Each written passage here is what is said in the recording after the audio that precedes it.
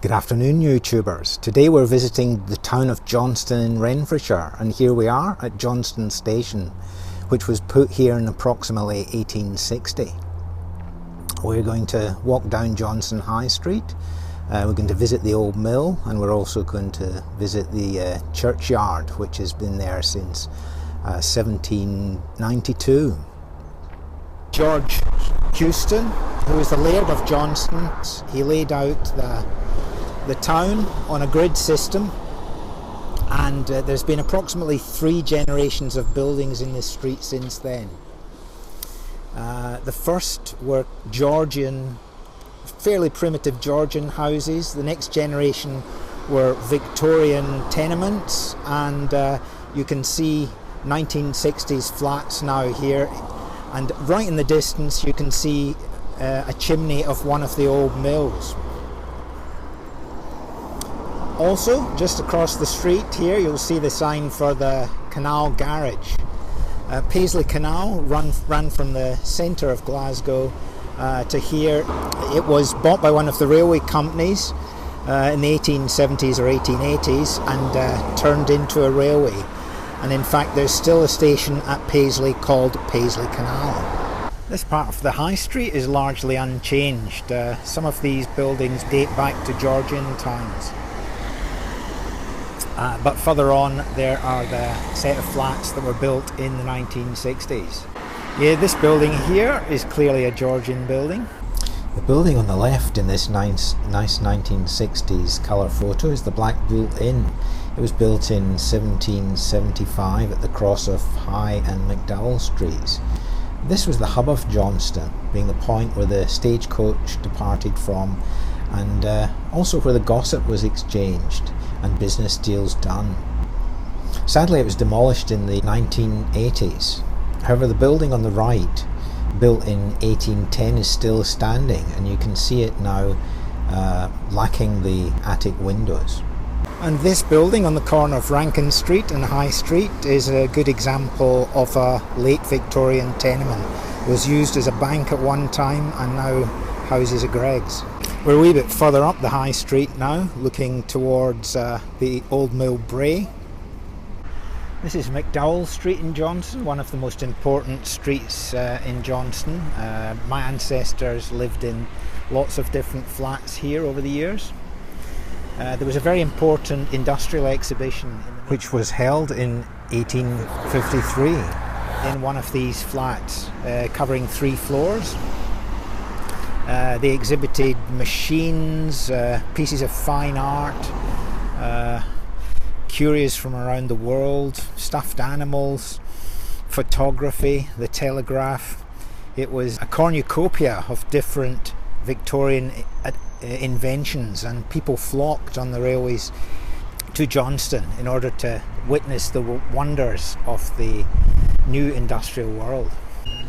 And this is the view of Johnston High Street, looking down towards the railway station up to Thornbrae.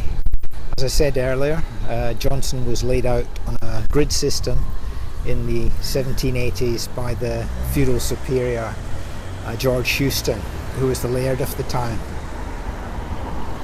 And this is the main square. There were 2 squares laid out under George Johnston's viewing. One was the main square here off the high street, and the other is called Ludvic Square, which is a little bit further over, closer to the church. Behind me is all that remains of the Johnston Cooperative Society. This is its coat of arms, saying "Be just yet generous." The Johnston Cooperative Society was founded in 1866 by working men. There was a thing called the Truck Act, which meant that companies could pay their workers in tokens only redeemable at the company shop. So the workers set up cooperative societies, first in Rochdale in England, later in New Lanark, and in 1866 they did so in Johnston, here in Johnston, and it was very successful. They proliferated to many different locations, but sadly diminished in the 1960s, and now this coat of arms is pretty much all that is left of the Johnston Cooperative Society. This is the Morrison's shopping complex, which was built perhaps 10 years ago on the site of the former Barbush Mill, which was a cotton mill on the side of the River Cart. You'll see that that pedestrian bridge actually goes over the River Cart. And housed in this building is the Johnston Museum, which has lots of interesting artefacts from earlier Johnston history and is worth a visit. And this is a photo of Johnston Old Mill on Mill Brae, which was built in 1782. It was powered originally from water from the River Cart and then later converted to steam power.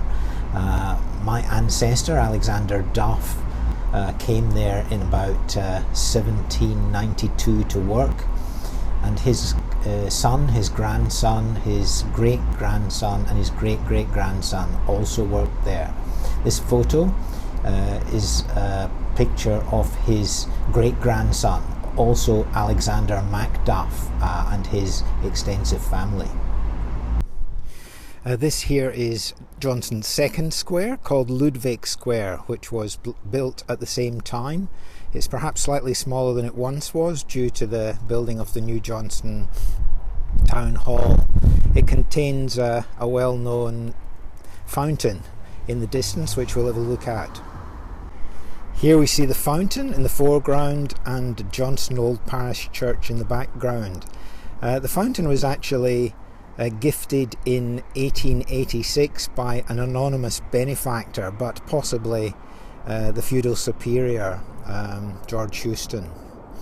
The church itself was constructed in 1792, originally without a steeple, but it's to a classic Georgian octagonal design. Now this is the view of the church and the churchyard that was in a late Victorian photograph. Back in those days there were very many more erect headstones in the churchyard, but in the 1960s the local council decided they would lay them all flat in order to make it easier to mow the ground. The church and the churchyard have always been separate, in that the church was owned by the community in the Church of Scotland, whereas the graveyard was actually always the property of the feudal superior George Houston. So here we are in the grounds of the church. It's winter time, so the grass is cut back and what's left of the monuments is visible. There are three groups of monuments. They're the ones that have been knocked flat. There's the murals against the wall, and then there's the obelisks that they decided not to knock down. So I'll just pan around and we can have a look at them.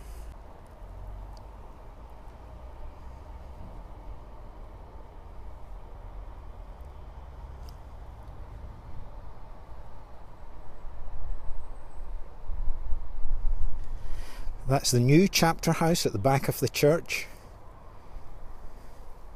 There's the church itself. The steeple with its clock was erected in 1822, and the church itself was refurbished in 1877, and inside is in good condition. The one thing that it now lacks is a pipe organ, but they've got an electronic organ.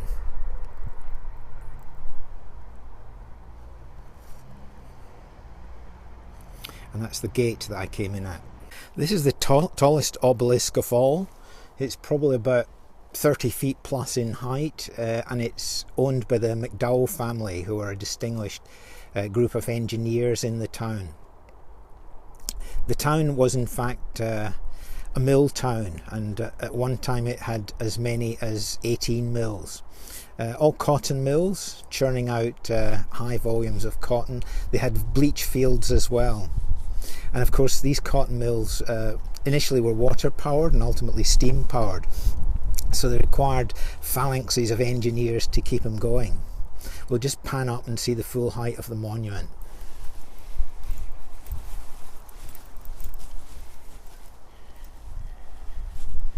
It's largely obscured by trees at the moment.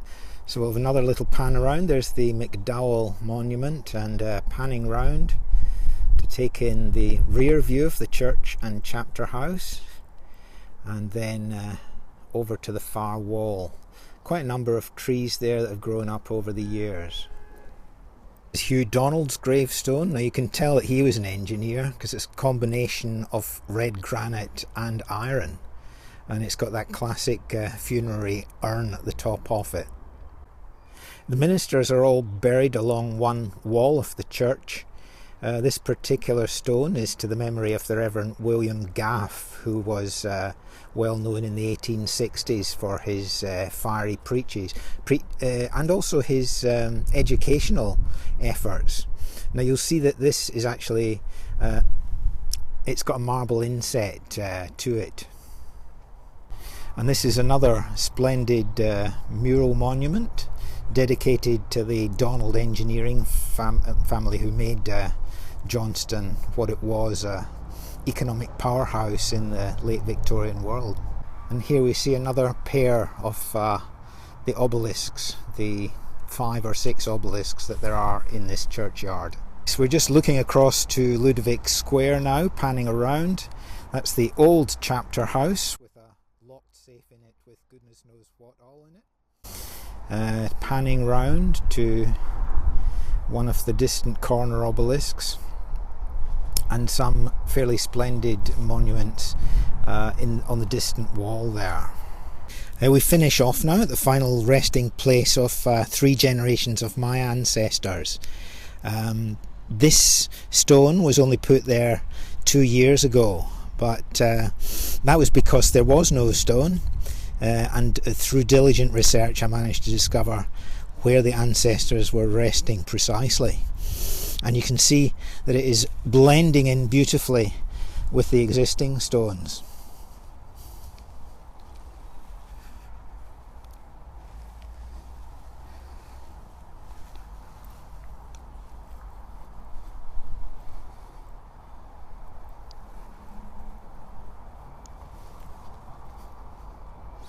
This is for all my Macduff cousins all around the world, in Wales, England, Scotland, and lots in America and in Canada.